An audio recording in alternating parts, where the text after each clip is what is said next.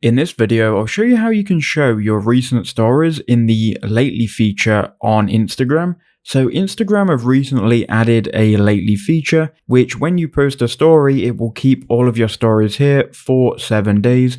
And I'm going to show you how you can enable that and use it right now. So what you need to do is head over to your Instagram profile. And this is right now only being rolled out to people that use stories and already have highlights on their profile.